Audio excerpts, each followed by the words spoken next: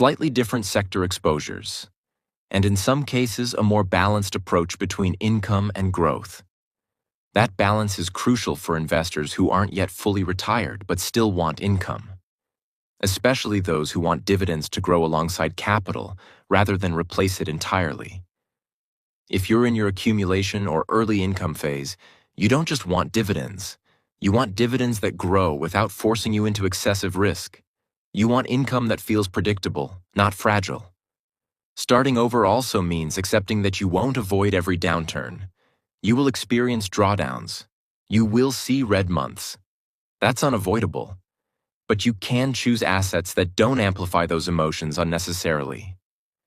The ETFs I'd choose today are ones I could hold during a recession without constantly refreshing my portfolio app. Ones that wouldn't make me question my entire strategy just because the market had a bad quarter. That's the standard.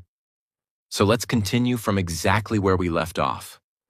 If I'm starting over, the first Fidelity Dividend ETF I'd seriously consider isn't the one with the flashiest yield, and it's not the one that people on social media constantly argue about. It's the one that quietly does its job in the background without demanding attention. That ETF is Fidelity High Dividend ETF, ticker FDVV. Now, before anyone reacts emotionally to that name, it's important to understand what FDVV actually is, and just as importantly, what it is not. FDVV is not a yield trap. It's not designed to chase the highest-paying dividend stocks at any cost. And it's definitely not built for people who want dramatic income spikes quarter to quarter.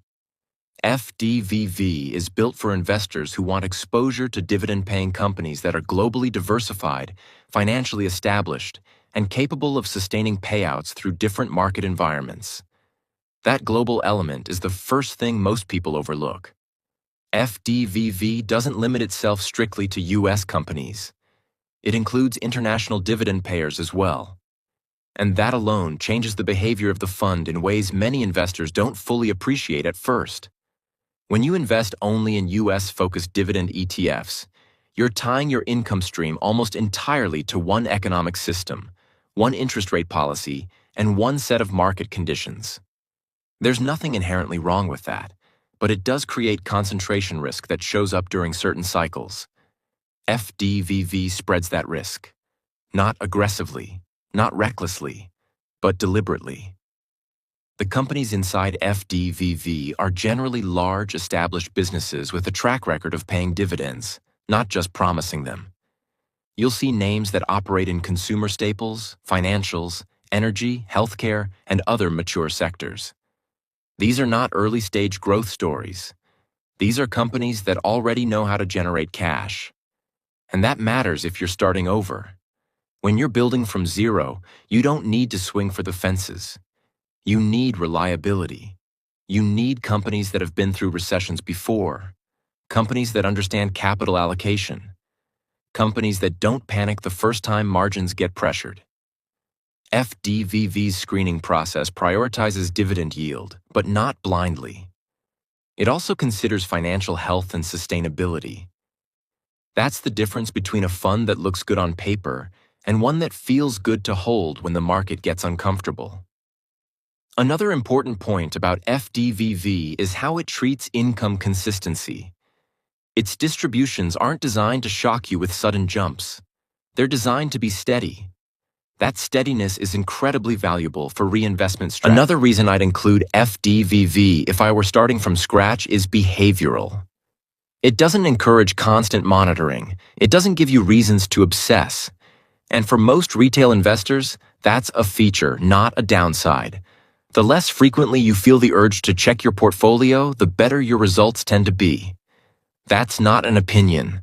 That's observable behavior across decades of market data.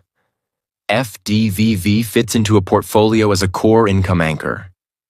Not the entire strategy, but a stable foundation. Something you can build around without worrying that it's going to destabilize everything else. Now, how does this relate to SCHD, especially in a 2026 context?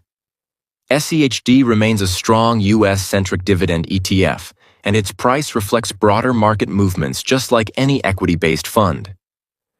but SCHD is tightly focused on domestic dividend payers. FDVV expands that view without abandoning discipline. If I'm starting over, that broader exposure matters. It gives my income stream more sources, more currencies, more economic cycles. And that diversification isn't about chasing returns. It's about reducing dependency. One of the mistakes people make when adding an ETF like FDVV is expecting it to behave exactly like SCHD. It won't. And it shouldn't. They serve related but distinct purposes. SCHD is about quality-filtered U.S. dividend growth. FDVV is about diversified high-dividend exposure with sustainability in mind. One isn't better in all situations. They're tools. And tools should be chosen based on the job you need done. If your goal is to build income that's resilient, FDVV earns its place. Another thing I appreciate about FDVV is transparency. You can look at the holdings and immediately understand what kind of companies you own. There's no exotic derivatives, no hidden leverage, no complexity masquerading as sophistication. For someone starting over, simplicity is underrated. Complexity feels smart until it breaks. Simplicity survives. Let's also address risk honestly. FDVV is still an equity ETF. Its price will fluctuate. During market downturns, it will go down. Anyone who tells you otherwise is selling something. But the type of companies it holds tend to recover because they're not built on hype. They sell products people keep buying. They provide services that don't disappear during recessions. And they generate cash even when growth slows. That's the kind of risk I'm comfortable with if I'm rebuilding from zero. Now here's where many investors go wrong. They discover a solid ETF like FDVV and then overweight it emotionally. They treat it as a one-size-fits-all solution. And that's a mistake. No single ETF should carry your entire strategy. Not SCHD, not FDVV, not any fund. Starting over means building balance, not dependence. FDVV works best when paired thoughtfully. When it complements other income or growth components rather than trying to replace them.